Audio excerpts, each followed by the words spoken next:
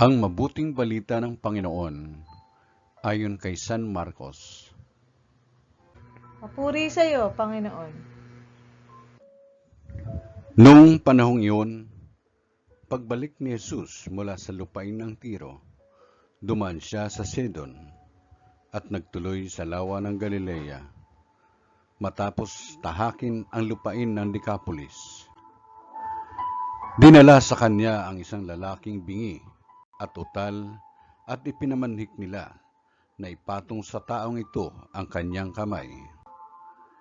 Inilayo muna siya ni Jesus sa karamihan at isinuot ang kanyang mga daliri sa mga tenga nito. Pagkatapos lumura at hinipo ang dila nito. Tumingala si Jesus sa langit at nagbuntong hininga at sinabi sa tao, "Ifata," ibig sabihin, mabuksan. At nakarinig na ito, nawala ang pagkautal at nakapagsalita na ng malinaw. Sinabi ni Jesus sa mga tao na huwag ibalita ito kanino man.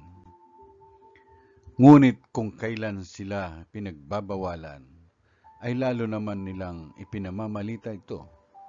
Sila'y lubhang nanggilalas at ang wika, anong buti ng lahat ng kanyang ginawa? Nakaririnig na ang bingi at nakapagsasalita ang pipi.